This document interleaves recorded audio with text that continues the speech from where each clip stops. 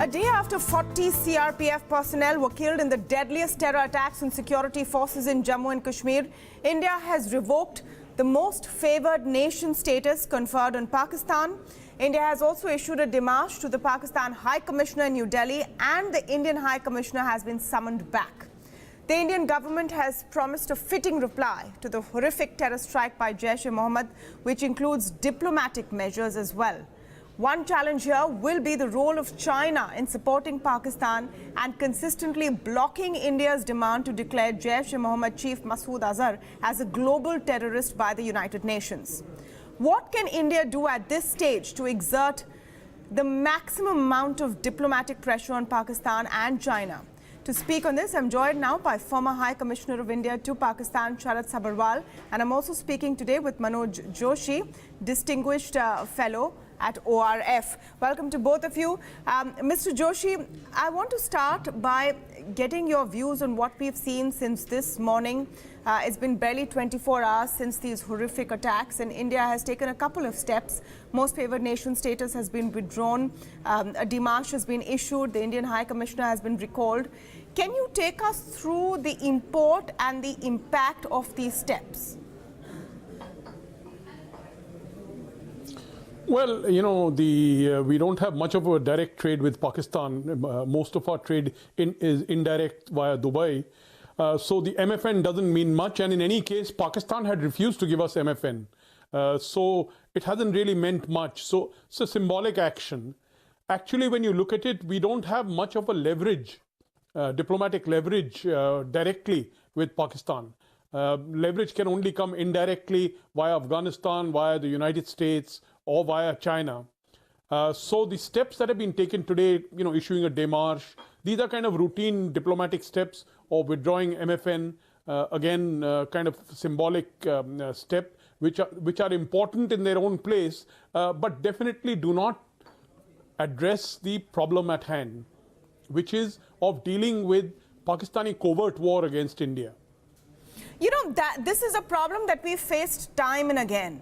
I want to introduce Mr. Sharat Sabharwal here. You know, the Indian High Commissioner now has been recalled. We'll have to wait and see what the next steps are, Mr. Sabharwal.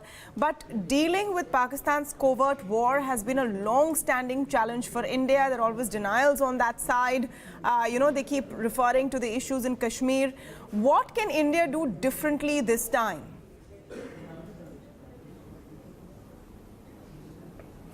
Well, you know, as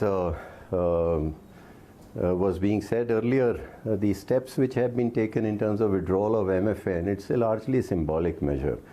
Pakistan's exports to India are only $300–400 million per annum out of total exports of $25 billion, less than 2%.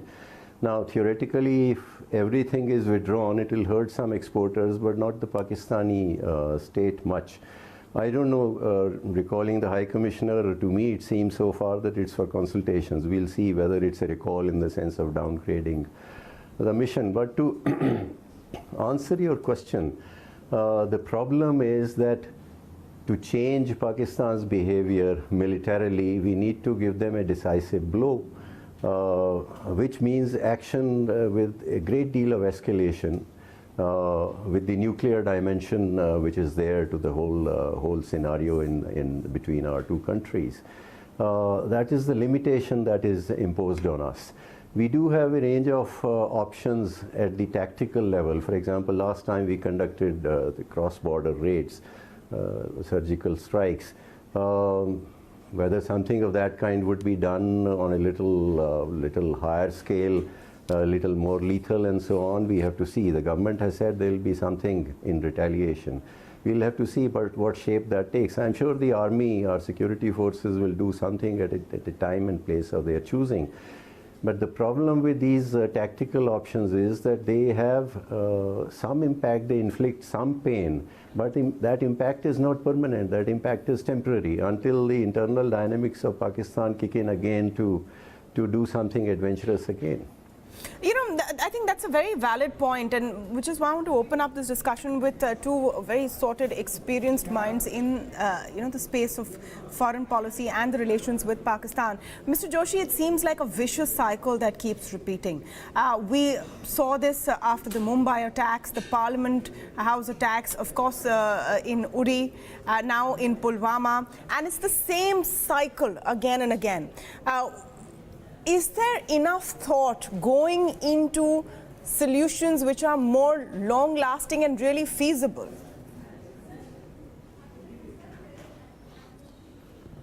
Frankly, I don't think so. I think, the issue with Pakistan is that I don't think we can, in the short term, resolve issues with them. I think what we can do is to manage them. And I think in the past, and Mr. Sabharwal is very much party to that and was aware of that, in the past what we've done is that we have tried to engage them in dialogue, we've tried to talk to them. What we've tried to do is to try to keep the violence down. And I think to some measures, in some periods, we have succeeded. But then again, the Pakistani deep state or the Pakistani army gets into the picture and they trigger off a violence. So we actually, when we inflict violence on Pakistan, what happens is we play into the army's hands in a certain way. Because what happens is that the army says, well, see, these Indians are a big threat to us, and the army, Pakistan army must be supported, and the Pakistan army will look after the Pakistan's security. So the real challenge is a very complex, multi-layered challenge, and I think it definitely requires a mix of military and diplomatic solutions. The problem is that on the military side, Mr. Sabharwal explained there's a certain limitation, there's the nuclear issue, but even otherwise, the nature of the terrain is such that we could last time conduct some very shallow strikes, 500 to 1 kilometer into Pakistan. They were so shallow that they didn't have the kind of deterrent effect, and therefore Pakistan kept on, the Pakistani proxies kept on attacking us. Within a month of 2 months of these so-called surgical strikes, there was an attack on Nagrota camp in the headquarters of the 16 Corps, when I think 11 people died, including 2 officers, and yet we did nothing. Meaning, despite this fact that this government says we'll do this, we'll do that, after the Nagrota attack, we did nothing. After the attack on Sanjawan camp in early 2018, the Sanjawan camp is just outside Jammu, we did nothing. So the point is that to deter Pakistan, you need to deterrence by punishment means you've got to punish them every time they cross they cross a certain red line. Now that is a big challenge for us. We have not been doing it consistently, and unless we are consistent, they're not going to get the message. Let's also talk a bit here about China, and I'm going to come to Mr. Joshi again, because in this specific case, it is the Jaish-e-Mohammed. Its chief is Masood Azhar. India has been demanding that he be declared a global terrorist. Though I would also like to know from you how much of a difference that will make to our cause if he is declared a global terrorist. But the fact is that China is blocking it with its veto rights in the United Nations. China, over the last few years, has become even more involved with Pakistan, runs its economy, is almost like a master state, and dealing with Pakistan is a very different story than dealing with China, isn't it? Certainly, I think you're right on that, but I think you hinted to that point. Frankly, you see, the Jaish-e-Mohammed was put on through the 1267 committee list in 2001. What we are calling for is to put Masood Azhar onto that list. Now, the point is that act is also symbolic. Terrorism and terrorists, it's important that people list them, that countries are shamed by having these names in lists, etc. But at the end of the day, terrorism has to be fought through military means. We've got to, it has to be fought on the ground.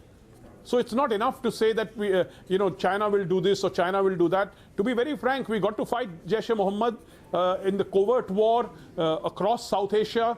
Wherever we have to develop ways and means of finding them and eliminating them. I don't think that can all this other stuff, getting China to declare him global terrorist, or indeed declaring him global terrorist, is somewhat inconsequential compared to the actual act of physically neutralizing him, arresting him or killing him, or attacking the Jaish-e-Mohammed, neutralizing their cells. Yeah, but Mr. Sabharwal, here is a thought that comes to mind. Jaish-e-Mohammed is responsible for this heinous attack today. But there are other proxies that have been waging this covert war against India. One will be eliminated, another crops up in its place. We've seen that cycle again and again, which is why I want to come to you on the point of China. Like Mr. Joshi mentioned in the beginning of this conversation, our real leverage with Pakistan is through the United States and China. United States seems to be really in the middle of their own mess right now. With China, what is the right process and the right approach we can look at? Look, as far as the Americans are concerned, at this moment we should be conscious of the fact that they are using the Pakistanis to try and broker a deal with the Taliban to pull out their forces from Afghanistan. So that angle is there. The Chinese investment in Pakistan has deepened with the CPEC. I mean, this is an old relationship. It's an old nexus between the two countries, born out of their shared animosity against India, but it has grown over the years. But with CPEC, it has taken a totally different dimension. The Chinese have been saying it's an economic project. It may be an economic project. It may make some sense in that respect, but to my mind, it's a strategic project. It's a route to bypass the choke points that they face in the East. So therefore, to expect that the Chinese will pressurize Pakistan beyond a certain point, I don't think that expectation would be realized. Again, Masood Azhar, assuming the Chinese agree and is put on the list, there are many others who have been put on the list. They keep on functioning in Pakistan. So if you are asking me, is there something we can do which will put an end to this Pakistan problem tomorrow, the day after, or in the short run? I would say no. Let me come to another point now, Mr. Joshi, which you talked about a little earlier. If we were to look at how India has handled this entire issue in the last few years, and I'm not making a political point here, but the performance of this government in terms of tackling Pakistan, in terms of strife in Kashmir, and these attacks which keep taking place, how would you really look at India's approach over the last few years, and have we really done enough to avoid a situation like what we saw yesterday? No, not at all. I think the government has been a big failure. As I said, you cannot resolve issues in Pakistan overnight. You cannot resolve the Kashmir issue overnight. But what you can do is to manage it. The problem is that this government actually thought that they would come in and they would resolve it. They would take a hard line, operation all out, they'll finish all the militants, that will be the end. That has not happened. In fact, what we have seen in the last couple of years in Kashmir has been a growth of local recruitment. There's been a rise of local recruitment, rise of militancy, number of people killed, number of security personnel killed, all the statistics show that. Then if we look at Pakistan, again, Prime Minister Modi has taken a kind of a zigzag policy. He started off, he landed up in Lahore in December 2015 to greet Nawaz Sharif on his birthday. Then immediately came the Pathankot attack. And then suddenly the government of India started saying Pakistan must be declared a state sponsor of terrorism, and took a hard line against Pakistan. Now this year, 2018, the hard line started to melt a little bit, but then again, we've had this problem.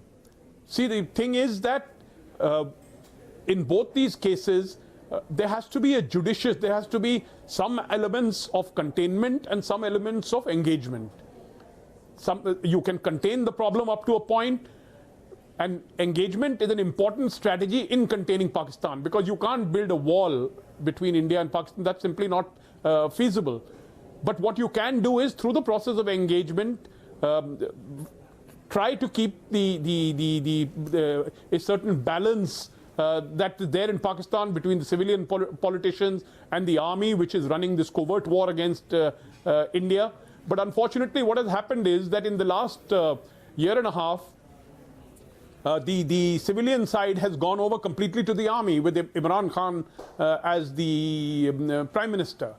And as far as Kashmir is concerned, the government has made no political outreach to the Kashmiri opinion. No, I wanted to come to you hardline actually. Policy, a military solution. Sure, I wanted to come to you on that point, it's a sensitive issue, but I think it needs to be talked about today. You said that, we can't build a wall. The fact is that the terrorist who carried out the strike was an Indian national, a Kashmiri. And there again, India started with a muscular approach. There was then an attempt at peace with, a PDP, BJP government there to smooth over feathers or whatever attempts were made. Do we also, when we're tackling this, have to look at the approach to Kashmir and the Kashmir issue in itself? Do you think enough is being done there? I don't think enough is being done. In fact, I'm saying that the so-called muscular policy of this government has led to increasing amounts of local Kashmiris joining the militancy. Now, the thing is that those local Kashmiris, they don't last long. They are untrained. There's more enthusiasm. They get killed pretty soon, 2-3 months they last out, and they are killed.